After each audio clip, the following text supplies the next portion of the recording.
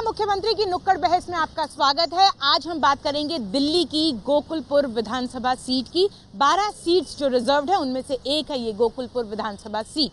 पिछले विधानसभा चुनाव में यहां से जीत हासिल की थी बीजेपी के प्रत्याशी रणजीत सिंह जी ने, लेकिन आप पार्टी और जो वहां से इंडिपेंडेंट लड़े थे सुरेंद्र सिंह जी, उन्होंने उनके खिलाफ एफआईआर तक लॉन्च कर दी। क्योंकि जानेंगे आपसे, क्योंकि उनका कहना है कि जो कास्ट सर्टिफिकेट उन्होंने दिया था वो फर्जी था। इन तमाम मुद्दों पर बातचीत करने के लिए हमारे साथ इस वक्त मौजूद है बीजेपी की तरफ से कपिल त्यागी जी, आप पार्टी की तरफ से जितेंद्र कुमार जी और कांग्रेस की तरफ से ईश्वर जी। तीनों से बात कर रहे हैं। सबसे पहले आपसे जानना चाहूंगी, सबसे पहला आरोप, क्योंकि आप लोग वहां से आपके एमएलए जीत कर भी आए हैं, कास्ट सर्टिफिकेट का ये क्या मामला है? और इस बार भी टिकट उनको मिल गया है, तो आपको क्या लग रहा है, जीत मिली है आपको एफआईआर के अगेंस्ट भी?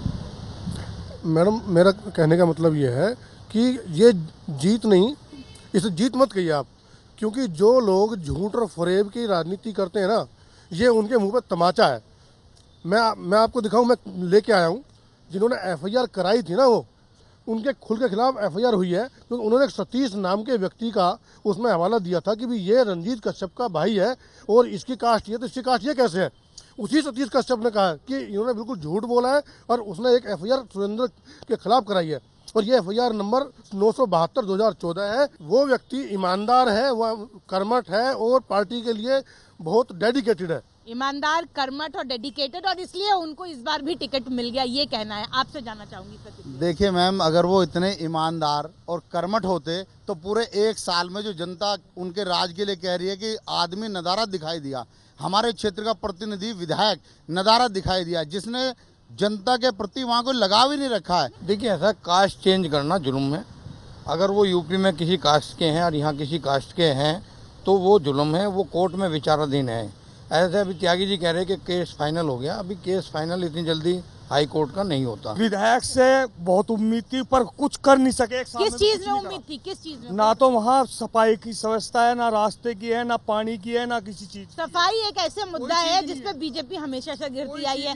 आपके प्रधानमंत्री ने स्वच्छ भारत अभियान शुरू किया, लेकिन हर इलाके में जाओ, हम भी उस इलाके से गुजरे, सफाई व्यवस्था रियली खराब है। लेकिन इसके लिए आप क्या कर रहे हैं? नहीं, सफाई व्यवस्था की जहाँ तक बात है, ये विधायक के अंदर में नहीं आता, ठीक है। और ये कहते काम की बात, प्रधानमंत्री के भी अंदर नहीं आता, लेकिन अगर प्रधानमंत्री कुछ सोच रखते हैं तो क्या विधायक उसमें सोच?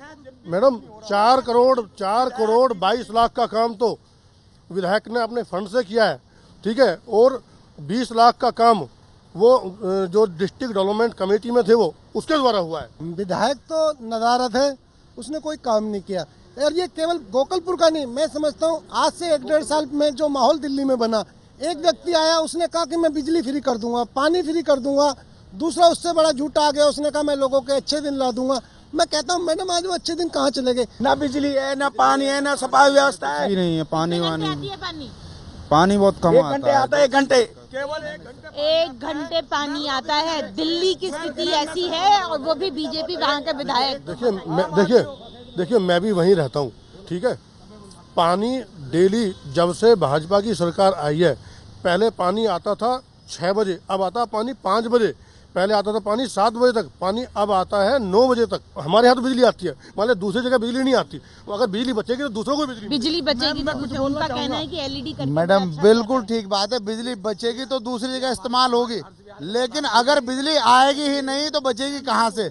त्यागी जी को शायद ये नहीं पता नहीं वो किसी एरिया में रहते हैं, मुझे नहीं पता मंडोली में रहते हैं, कहाँ रहते हैं, लेकिन हमारे यहाँ की स्थिति जो है वो ये है कि दिन में 1-2 बार इमरजेंसी कट के नाम पे, बिजली बचाने के नाम पे या किसी भी नाम पे बिजली कट जरूर होती है, और ऐसे वक्त में होती है जब बिजली का यूज ज्यादा से ज्यादा लोग कर सकते हैं। देखिए, कांग्रेस के विधायक ने वहाँ इतना विकास किया है कि आज गोकुलपुर की दशा जो सुधरी हुई है वो कांग्रेस के टाइम में सुधरी है। फिर भी आप दूसरे नंबर पर नहीं थे पिछले विधानसभा में, फिर भी कांग्रेस के कैंडिडेट दूसरे नंबर पर भी नहीं रहे। आदरणीय हमारी जो श्रीमती शीला दीक्षित जी ने मुख्यमंत्री बन के जो कार्य किए हैं, आदरणीय हमारे लवली जी प्रदेश के अध्यक्ष हैं, जयप्रकाश अग्रवाल जी हमारे सांसद रहे, गोकुलपुर में इतना उन्होंने काम किया कि डिस्पेंसरी बनवाई, आपके क्षेत्र में 2 समुदाय भवन, जनता बोल रही है झोला छाप डॉक्टर के दो समुदाय भवन बनवाए उन्होंने, और जो सड़कें आज आप देख रहे हैं गोकुलपुर के अंदर वो सारी कांग्रेस पार्टी के टाइम में बनी है। आपसे भी एक से ठीक है, आपने तो अपनी फेहरिस्त गिनाई, आपसे जानना चाहती हूँ आपको अपने चुने हुए विधायक से इस बार क्या चाहिए होगा? भाई इस बार जो हमारे विधायक ने काम शुरू करे हैं बस उन्हें पूरा कर दे, हमारे जो क्षेत्र है उसका पूरा विकास। जैसे कौन सा काम आपको पूरा होना? भाई रोड के शुरू करे हैं उन्होंने, कुछ तो कंप्लीट हो गए हैं, कुछ अभी क्योंकि उन्हें समय कम मिला, सरकार बीच में आपको पता ही है, तो वो काम अगर पूरे हो जाएं तो हमारी जो समस्या समाप्त। बीजेपी ने दोबारा से मैदान में उतारा है रंजीत सिंह जी को। आप पार्टी की तरफ से पहले इंडिपेंडेंट के तौर पर लड़ चुके फतेह सिंह जी हैं और कांग्रेस की तरफ से पूर्व विधायक की बेटी रिंकू मैदान में है यहाँ पर। अब तीनों से एक आखिरी टेक लेना चाहूंगी मैं, अगर दोबारा से रंजीत जी जीत कर आते हैं तो बीजेपी की सबसे बड़ी प्रायोरिटी लिस्ट में सबसे ऊपर कौन सा काम होगा? सबसे बड़ी प्रायोरिटी है क्षेत्र में एक अच्छा अस्पताल और छोटी डिस्पेंसरी, क्योंकि स्वास्थ्य सुविधाओं के मामले में बहुत पीछे हैं। पहला प्रायोरिटी आपके लिए। फतेह सिंह जी अगर जीत कर आते हैं, आप पार्टी को वोट मिलता है, तो सबसे पहला काम जो आप पार्टी की तरफ से वो करेंगे? सबसे पहले हमारा काम शिक्षा का प्रसार करना, और जो पिछले विधायकों ने काम गली नाली कूचे के नहीं कराए, आज तक नहीं हुए, शिविर के काम अब शुरू हुए, पता नहीं किस निधि से हो रहा है, मुझे भी नहीं पता उस चीज़ का, लेकिन हमारी सबसे पहले प्रायोरिटी होगी शिक्षा का प्रसार करना, महिलाओं को सुरक्षा देना और अपने क्षेत्र में स्कूल कॉलेज बैंक खुलवाने। आपसे जानना चाहती हूँ, अगर आपकी प्रत्याशी रिंकू जीत कर आती हैं तो इस बार सबसे पहली प्रायोरिटी कांग्रेस की उस इलाके के लिए क्या है? हमारे उस इलाके में सबसे पहले सुरक्षा व्यवस्था का इंतजाम हम लोग करेंगे। शिक्षा, सुरक्षा और जो डिस्पेंसरी और जो हमारे अस्पताल की बात है वो बहुत अनिवार्य है, क्योंकि वहाँ एक पिछड़ा क्षेत्र है और जो क्षेत्र यूपी से लगता हुआ है वहाँ के लोग यूपी से भी आते हैं, उनको बड़ी दिक्कत होती है।